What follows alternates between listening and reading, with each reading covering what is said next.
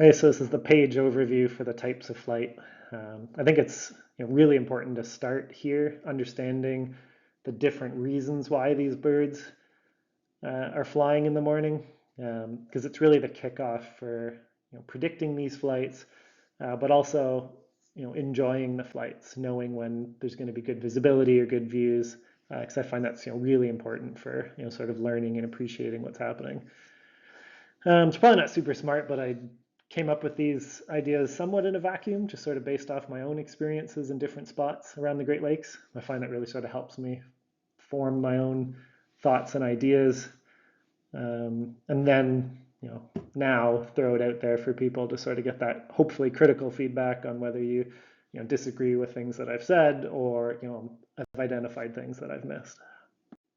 So yeah, totally arbitrarily, came up with these names: diurnal migration, onward flights, geographic reorientation, reverse migration, true morning flight, just as like bigger sort of catch areas or headers for the notably different reasons why I think these birds are undertaking morning flight, at different times of year, different seasons, different locations around the Great Lakes.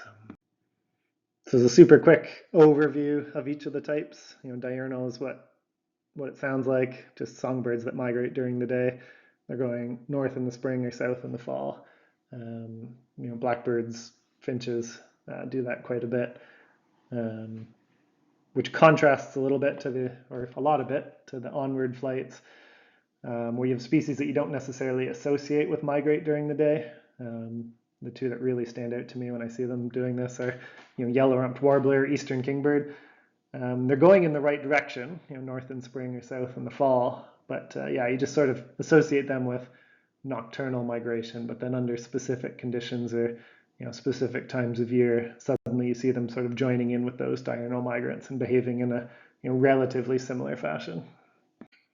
Next up is the geographic reorientation, which really stands out to me because seemingly, and depending on the time of year or the weather or the habitat, you can get birds flying in any direction.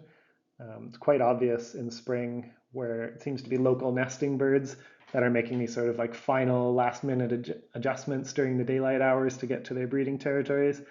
But presumably also maybe like habitat related, whether they're staging, that may be more of a fall thing locally.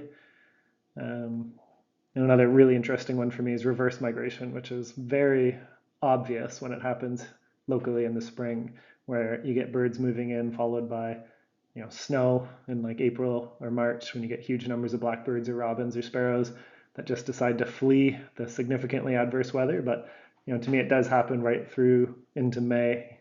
As long as the leaf out is behind schedule, or the weather gets cold enough, you get certain birds that are triggered to make a southward flight in the spring to avoid that adverse weather rather than stick around and ride it out.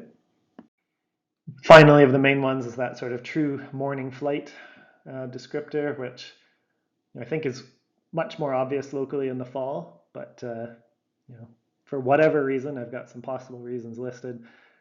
Certain species just seem to have this like biological propensity to undertake morning flight, and they usually try to pull away from the lake shores. But other than that, they seem to fly into the wind, and it's like they just want to fly. Their body tells them it's time to fly, and they do it. And it's kind of hard to explain, but you can get significant movements of birds undertaking these flights, especially the neotropic migrants. I find it's the nocturnal, true neotropic migrants that really just seem to partake. I've got a couple under the other header just because I think they're worth mentioning. There's a lot of birds like bobolink or swallows or robins or mourning doves or blackbirds that fly to our roost every day, especially in the fall. And then in the morning they take off and fly out to their foraging habitat. So sort of depending on where you're standing, you can kind of experience that flight, which can be quite hard to differentiate from diurnal migration or reverse migration, depending on your location and the flight direction. But it's worth keeping that in mind. It kind of goes hand in hand even with local foraging flights for breeding species.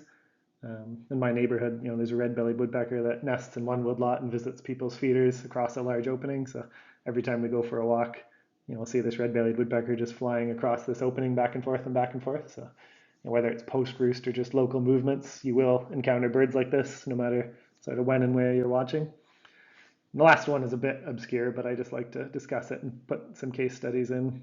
There's links to case studies for each one of these that sort of demonstrate this type of flight in action and the numbers and the species compositions.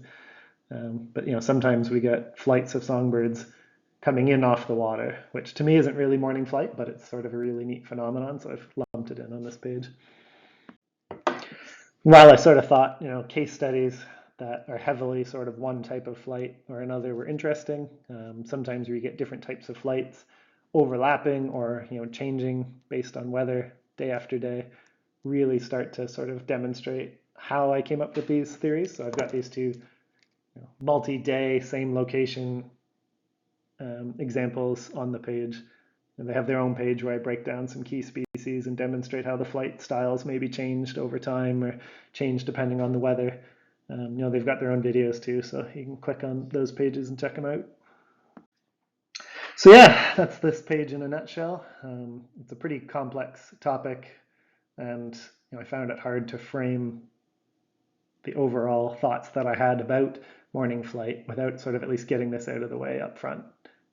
Sharing that idea that there are dramatically different reasons why these flights might be happening, and it really leads into that sort of next page on the website about how the weather and the geography affect these flights and how you can sort of get out there and experience them and enjoy that morning flight phenomenon. So be sure to check that one out next.